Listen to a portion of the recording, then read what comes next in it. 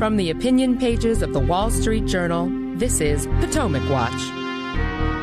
The International Court of Justice in The Hague rules that Israel must immediately halt its military offensive in Rafah. But will this ruling have any effect at all? Plus, the latest purported scandal involving Justice Samuel Alito is that his beach house reportedly was flying a historical flag used under General George Washington.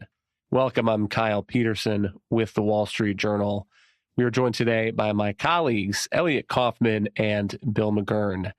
On Friday, the International Court of Justice in Hague ordering Israel to stop its actions in the Gazan city of Rafah. Let's listen to a piece of that ICJ announcement. The court considers that, in conformity with its obligations under the Genocide Convention, Israel must immediately halt its military offensive and any other action in the Rafah governorate which may inflict on the Palestinian group in Gaza conditions of life that could bring about its physical destruction in whole or in part. Elliot, maybe the place to start is, what is the ICJ? How did we get to this point? And what do you make of its ruling here on the Rafah operation? So the ICJ is the UN's main judicial body. Unlike the ICC, International Criminal Court, which has a prosecutor and brings charges against individuals, the ICJ adjudicates disputes between nations. Its ruling says mostly what we just heard there from the presiding judge from Lebanon. And it actually gets a little complicated. So there's an immediate halt, that's what it's ordering, to Israel's military offensive and any other action in Rafah which may bring about the destruction of the Palestinian group in Gaza in whole or in part.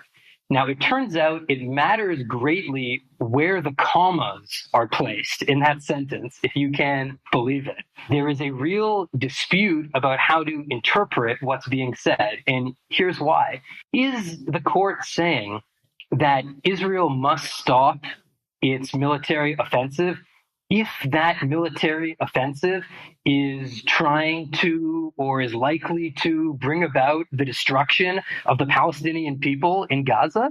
So is there that conditional, or is it saying stop the military offensive and anything else that would do a similarly bad thing, which we have assessed that military offensive to do?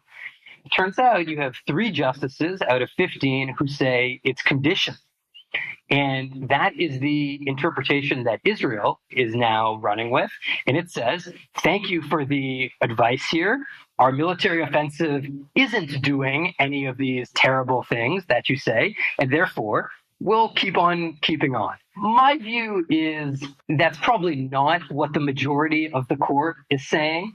The court is saying halt the offensive right now, but it's saying that on grounds that are totally detached from reality. Far from destroying the Palestinian people in Rafah, there were about 1.3 million people congregated there. Israel has done a rather remarkable evacuation of the civilians, taking about 1 million people out of harm's way. That was more than anyone thought they could do, and they've done it effectively and safely.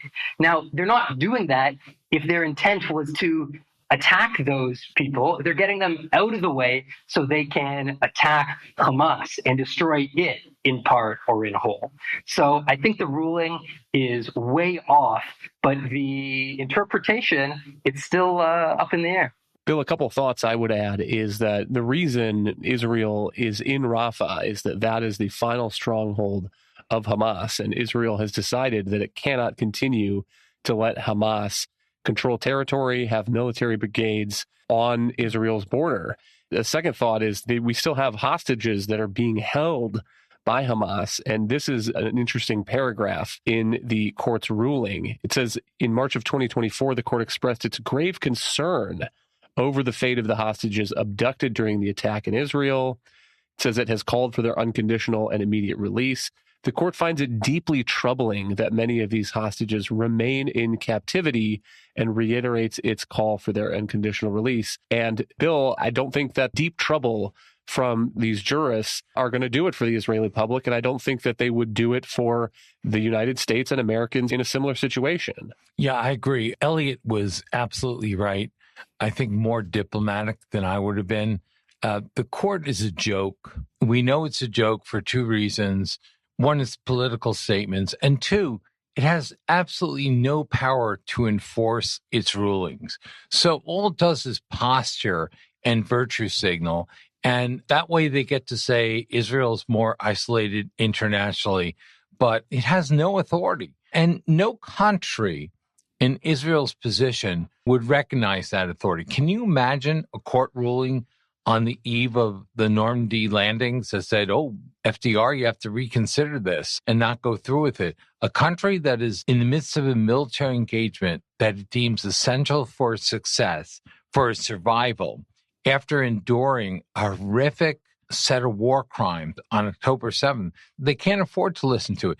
You know, it's no worse than the other international organizations. They're all stomping to the same tune. They would have a lot more credibility if they were actually doing things to help Palestinian civilians, like persuade Egypt to let more go into there, help the Israelis evacuate them. Elliot would know the number. I think it's like 900,000 now that they've safely evacuated. So we don't see any of those efforts. All we do is see condemnation on one side and trying to create a moral equivalence between Hamas and Israel. And it's astounding if you think how far we've come from October 7th, the horrors of that, and that now Israel's tainted as Hamas. It's crazy.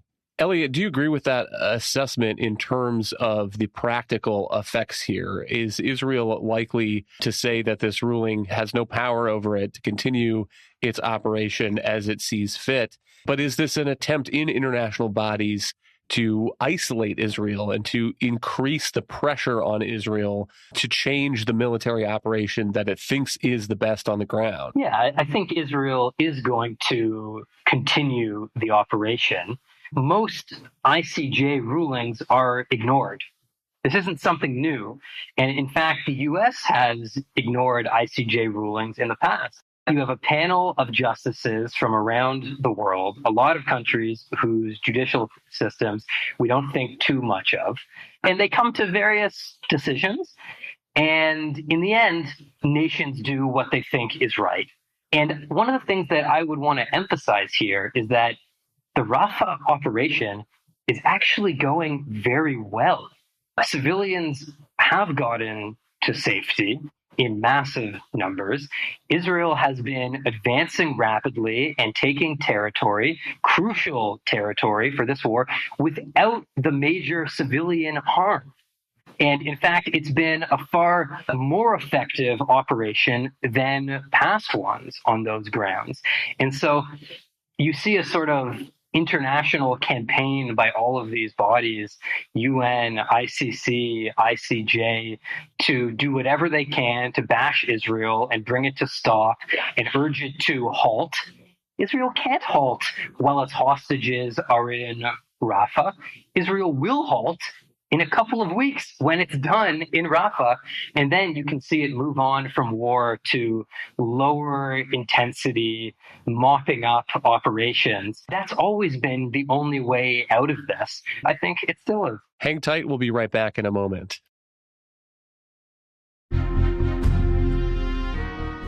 Welcome back. Elliot mentioned the ICC before the break, and that is, of course, the International Criminal Court, which on Monday, the prosecutor of that requested arrest warrants for both Hamas leaders and Israeli leaders, including Prime Minister Benjamin Netanyahu. And Bill, that gets back to this point about national sovereignty and these international institutions. If the U.S.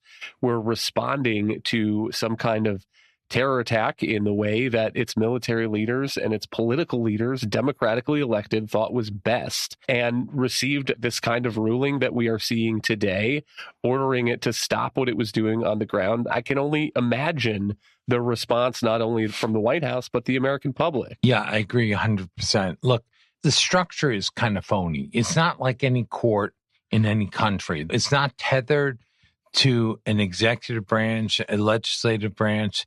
It's just for posturing. And that's why we get posturing. And all these are designed to foster a moral equivalence between Hamas and Israel. They know they can't improve Hamas's reputation, murdering grandmas and babies. So what they have to do is tear down Israel's in that response. So they're just a public forum. Unfortunately, I do think they have a little bit of effect. They might intimidate some leaders into not supporting Israel, or some countries where that's a divided issue might not deliver support that Israel needs or do something positive. It's all posturing, and so very unconstructive for it. And that's because the whole question of international law is very complicated and very fraught. For the most part, in these cases, there are certainly internationally agreed upon principles for action, but the idea that they can be legislated and enforced, just the fact that Israel's not going to do this, what does the court do? Are they going to send in troops? What troops? It's ridiculous. Elliot, there was a dissent in the International Court of Justice. Let's give it a little bit of airtime. What did the dissenting jurist say? So, a dissenting jurist from Uganda really had a scathing opinion there, disagreeing with the ICJ ruling. And she started by making a simple point, which is that the ICJ's jurisdiction here depends on there being some sort of violation of the Genocide Convention. Now, it hasn't come to a decision yet about whether the court even has jurisdiction on this case at all. That comes much later in the process. Instead, what it's doing here is issuing a preliminary ruling on this matter, as if the Genocide Convention applies, or in case it applies. Now, it doesn't act like that with giving these sorts of extreme measures while it's only in the preliminary phase of the judgment. It doesn't act like that in other cases, Myanmar recently being one example. But here with Israel, it does. And what she says is, there are no indicators of a genocidal intent on the part of Israel. There's no reason to think that. And she discusses acts, but South Africa's case against Israel relies largely on a series of quotations from prominent Israelis. And she goes through these and says that they're totally out of context or misunderstood. In fact, almost all of them are Israelis calling for the destruction of Hamas, the terrorist group, not the Palestinian people, and that's clear from the context. A few others are by officials who are not involved in any sort of decision-making process here, and those statements were fiercely condemned by Israel's government itself. And so she says there's no reason to think that any sort of genocide is going on here, or that the ICJ would have a role to play. She writes that the Israeli-Palestinian conflict is long, has included many wars. It's really not for a court to decide. And in a situation like this, where Hamas is not a party to the trial, you really have the ICJ telling one side to unilaterally stop fighting, stop the conflict there, while the other side can continue and violate all the laws of war. One last comment she makes that I think is worth considering. She says, South Africa here claims to be so concerned about the Genocide Convention, and yet it's been shown to the court, proven, that South Africa maintains very cordial relations with Hamas and has visiting Hamas delegations in and celebrates them and vets them. I mean, how serious is it about genocide? It seems like it's using the court to bash Israel and spare Hamas. Hang tight. We'll be right back after one more break.